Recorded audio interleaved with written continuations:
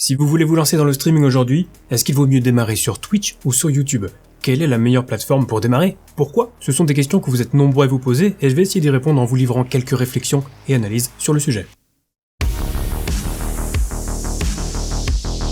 Cette vidéo est sponsorisée par Own, de la plus grosse boutique en ligne pour les streamers. Vous y trouvez absolument tout ce dont vous avez besoin pour votre stream. Alerte de stream, overlay, badge d'abonnés, émoticônes, mais on trouve aussi des bannières, des avatars, des panneaux de chaîne Twitch. Vous pouvez tout acheter séparément, vous avez aussi des packs complets, prêts à l'emploi. La plupart du temps, ils sont modulables, ça veut dire que si votre pote achète le même pack que vous pourrez quand même vous démarquer entre vous. Vous pouvez même trouver un pack qui collera parfaitement au jeu auquel vous jouez, c'est vraiment top. Et si vous réalisez vos achats sur Own2.tv en passant par mon lien affilié qui se trouve dans la description de la vidéo, je toucherai une petite commission. Et en prime avec le code TOMTOM, vous aurez 50% de réduction sur tous vos achats. Et j'ai bien dit tous vos achats.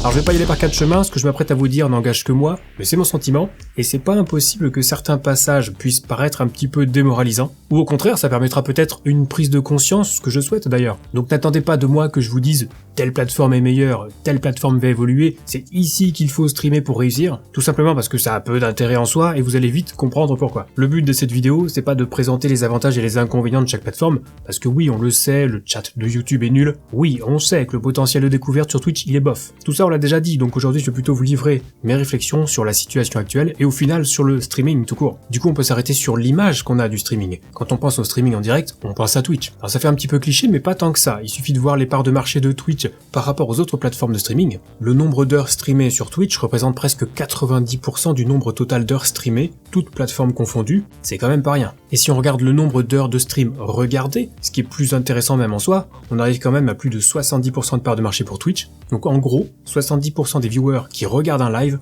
le font sur Twitch, le reste étant réparti entre Facebook Gaming et YouTube, avec d'ailleurs parfois quelques surprises, comme par exemple durant le 3e trimestre 2021, où Facebook Gaming était même devant YouTube en nombre d'heures de stream regardées. Mais cette moyenne de 70% pour Twitch est valable sur les 3 dernières années, donc c'est pas une observation isolée, j'ai fait les calculs, c'est la réalité actuelle. Alors ne sont pas prises en compte les plateformes alternatives comme Trovo, Glimesh et compagnie, mais leur audience est tellement faible qu'on va les considérer négligeables. Et on va rester sur le match Twitch versus YouTube en mettant de côté Facebook, qui à mon sens reste malgré tout une alternative viable, j'en ai déjà parlé dans des vidéos précédentes. Donc on va pouvoir s'intéresser d'abord au comportement des utilisateurs. Comment se comporte un utilisateur lambda qui arrive sur Twitch? Moi je vois deux cas de figure, soit il est nouveau, soit il connaît déjà Twitch. Alors s'il est nouveau, il arrive sur Twitch et d'emblée on va lui recommander des gros streamers. Vous pouvez faire le test vous-même en ouvrant une fenêtre de navigation privée sur votre navigateur. Vous verrez que si vous n'êtes pas logué avec votre compte Twitch, ce sont pas des petits streamers qu'on vous propose de découvrir en premier. Du coup, les gros monopolisent la majeure partie de l'audience et deviennent de plus en plus gros. Ce constat on l'a déjà fait, c'est pas nouveau. Ce qui fait qu'à l'heure actuelle, je pense qu'on peut dire qu'il est devenu quasi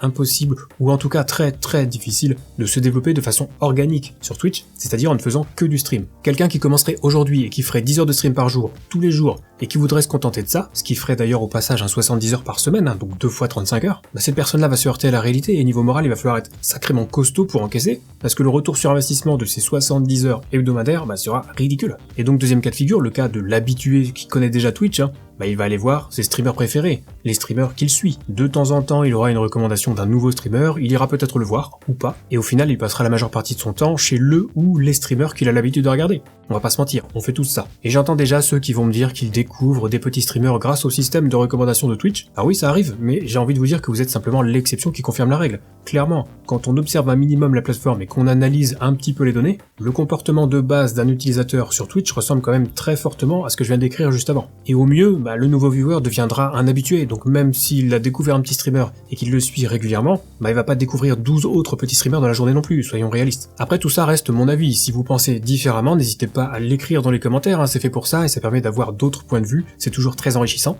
Conclusion de tout ça, sans trop prendre de risques, je pense qu'on peut dire que c'est compliqué quand on est un petit streamer de percer sur Twitch, et c'était pas faute d'appliquer les bonnes pratiques qu'on peut trouver par exemple sur cette chaîne YouTube. Mais s'il y a bien un conseil que je donne régulièrement, que ce soit ici ou durant mes lives sur Twitch, c'est de produire du contenu en dehors de Twitch. Et ça j'ai l'impression que peu de gens l'entendent, que peu de streamers ont compris qu'on ne pouvait plus se développer comme en 2015 où il suffisait entre guillemets de streamer énormément pour se faire une audience. Aujourd'hui il y a beaucoup trop de concurrence pour se contenter de ça. Alors certains y arriveront peut-être, mais ça sera d'une part excessivement risqué et potentiellement très long pour y arriver, et d'autre part ça ne concernera qu'une infime minorité de personnes. Donc la question c'est, est-ce que vous voulez miser sur une probabilité aussi faible, ou est-ce que vous voulez mettre toutes les chances de votre côté? En tout cas, si ça peut vous motiver, tous ceux qui ont appliqué ce conseil de base, qui est donc de produire du contenu hors ligne pour mieux se développer ensuite sur Twitch, eh bien toutes ces personnes qui m'ont fait un retour ont vu une croissance de leur chaîne Twitch plus rapide. Donc ça fonctionne, c'est ça qu'il faut faire aujourd'hui. Si vraiment vous voulez vous développer sur Twitch, vous savez ce qu'il vous reste à faire. Et on y reviendra d'ailleurs à plusieurs reprises tout au long de cette vidéo.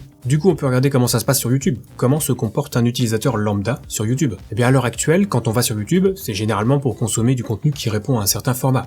Des vidéos éditées de 5, 10, 20, 40 minutes parfois, éventuellement plus si on regarde un reportage par exemple. Mais admettons que je tombe sur une rediff d'un live. Je vois une vidéo qui dure 4 heures. Est-ce que j'ai vraiment envie de cliquer dessus? Bah pas vraiment. Bon, il y aura toujours des gens pour le faire, mais ça reste une fois de plus une minorité. Et comme les utilisateurs n'ont pas encore le réflexe du live, et qu'en plus, la façon dont les lives sont présentés sur YouTube est pour l'instant relativement inefficace, bah quitter Twitch pour streamer sur YouTube est peut-être pas l'idée du siècle. Alors ça veut pas dire que c'est une mauvaise idée en soi, et même s'il y a eu des annonces récentes indiquant que les lives seraient mieux organisés ou mieux mis en avant en 2022, pour moi, et encore une fois, ce n'est que mon avis, streamer sur YouTube, c'est comme streamer sur Twitch. Les difficultés sont les mêmes, viendra un moment où la croissance organique sera limitée du fait même du format streaming. Et pour compenser ça, il faudra faire la même chose que sur Twitch, à savoir créer du contenu qui ne soit pas du live, mais du contenu plus produit, plus optimisé pour la recherche, pour qu'on vous découvre plus facilement. Si vous vous contentez de streamer et que vous ne faites rien d'autre, il y a de fortes chances pour que les résultats soient les mêmes sur Twitch et sur YouTube. En d'autres termes, YouTube ne sauvera pas les streamers Twitch au même titre que Mixer n'avait pas sauvé les streamers Twitch. Mais du coup, on peut se demander pourquoi certains gros streamers quittent Twitch pour YouTube. Je pense évidemment à Dr Lupo, Tim the Tatman, Valkyrae. Ce sont pas forcément des noms qu'on connaît bien en France, mais ce sont de très gros streamers qui sont passés de Twitch à YouTube après avoir signé des contrats qui leur permettent notamment de gagner énormément d'argent, évidemment, mais aussi, deuxième point, de streamer moins et donc de passer plus de temps avec leur famille. C'est quelque chose qui revient assez souvent dans les raisons évoquées durant leurs interviews, et en prime, ça leur donne une audience et un potentiel d'évolution énorme, parce qu'on rappelle que même si côté streaming c'est encore derrière Twitch, au total, YouTube, c'est quand même une plateforme qui se rapproche des 2 milliards d'utilisateurs en 2021, c'est colossal. Bref, pour faire simple, ces transferts entre guillemets ont eu lieu pour ces 3 raisons principales, mais j'ai presque envie de vous dire que tout ça ne nous concerne pas. Nous autres, on ne joue pas du tout dans cette catégorie, et ceux qui ont suivi ces gros streamers ne s'en sortent pas forcément mieux parce qu'ils sont sur YouTube aujourd'hui. C'est un peu comme pour le foot, si demain Messi ou Ronaldo changent de club, ça changera absolument rien à leur vie, ils seront toujours connus, ils auront toujours leurs fans, des fans qui pourront même supporter un nouveau club du coup. Mais pour nous, simples joueurs de division de district du dimanche matin, si on change de club, on perd les supporters, on perd les coéquipiers, on redémarre à zéro. Donc ne faites pas l'erreur de vous laisser embarquer par les gros streamers. Eux peuvent aller où ils veulent. Nous, un peu moins quand même. Et encore une fois, je suis pas en train de dire qu'il faut absolument pas streamer sur YouTube. Mais si vous décidez d'y aller, faites-le pour les bonnes raisons. Simplement suivre le mouvement, c'est pas une bonne raison. Établir une stratégie de contenu en joignant par exemple des streams avec des shorts, ça, c'est déjà plus solide. Et si je fais un rapide retour sur les comportements des utilisateurs, j'ai envie de dire que le plus gros avantage de Twitch, c'est que c'est une plateforme de live streaming. Mais le plus gros point faible de Twitch, c'est que c'est une plateforme de live streaming. Et un utilisateur ne consomme pas du stream comme il consomme une vidéo YouTube. Du coup, le plus gros avantage actuel de YouTube est également son point faible. Parce que la plateforme est tellement ancrée dans les mœurs et associée à un format particulier que ça peut être compliqué d'y proposer autre chose. Mais ça veut pas dire que ça fonctionnera pas. Déjà parce que l'audience globale est plus importante au final, et surtout, avec une bonne stratégie, on peut s'en sortir. Donc tout cela étant dit, si on prenait 2 streamers qui font le même type de contenu là maintenant, un qui démarre sur Twitch, un qui démarre sur YouTube, je pense très sincèrement que celui qui démarre sur YouTube aura de meilleurs chiffres bruts en matière d'audience. Alors j'ai pas de statistiques détaillées pour appuyer ça, mais avec mon humble expérience de chacune des plateformes,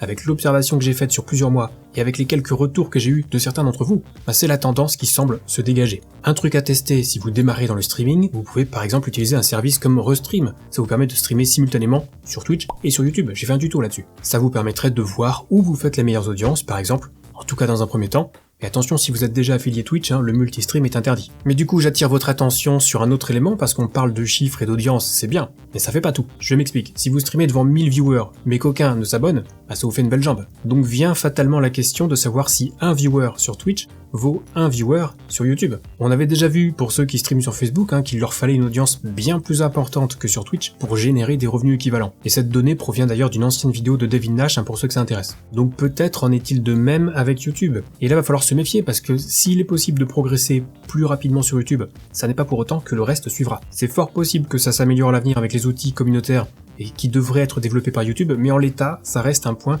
à prendre en considération si vous voulez vous lancer dans le streaming et que vous comptez en faire une carrière. Donc voilà ce que j'avais à dire sur ce sujet qui est un sujet très intéressant, mais si je devais faire une petite conclusion rapide, je reprendrais une phrase de cette vidéo. Si vous vous contentez de streamer et que vous ne faites rien d'autre, il y a de fortes chances pour que les résultats soient les mêmes sur Twitch et sur YouTube. Et ce, peu importe quelles seront les améliorations futures sur chacune des plateformes d'ailleurs. Le fait est que la concurrence aujourd'hui ne sera pas moins forte demain, au contraire. Et c'est cette concurrence, cette offre abondante qui empêche un streamer de se développer comme on pouvait le faire avant. Et à mon sens, c'est même dû au streaming en lui-même. Donc, si vous voulez aborder une carrière et vous focaliser sur le streaming, je vous conseille de bien vous armer et de produire du contenu hors ligne en parallèle. Il y a pas longtemps, j'ai fait une vidéo dans laquelle je vous donne quelques idées de chaînes YouTube pour vous développer sur Twitch. Ça pourra peut-être vous aider. Mais vous pouvez aussi vous pencher sur les shorts YouTube, ces vidéos de moins de 60 secondes, ou sur TikTok, qui est un levier très intéressant aussi pour l'acquisition de nouveaux abonnés et de nouveaux viewers. Bref, je vais ressortir ma phrase fétiche, mais si vous voulez vous lancer dans le streaming aujourd'hui, ne devenez pas streamer, devenez créateur de contenu. Et on arrive au bout, donc si c'est pas déjà fait, n'oubliez pas de laisser un petit pouce vers le haut, vous pouvez aussi vous abonner à la chaîne et activer la petite cloche pour ne rater aucune prochaine sortie de vidéo. J'en profite également pour vous rappeler que si vous avez des questions concernant le streaming, vous pouvez passer m'en parler dès que je suis en live sur Twitch. Et si vous cherchez du support technique pour vos streams, vous pouvez soit rejoindre le Discord communautaire Zo Absolu Gaming, c'est gratuit, soit faire une réservation en ligne avec un de nos spécialistes. Tous les liens dont vous avez besoin sont dans la description, juste en dessous. Sur ce, c'est la fin de cette vidéo, on se retrouve très vite pour la prochaine et d'ici là, bon stream.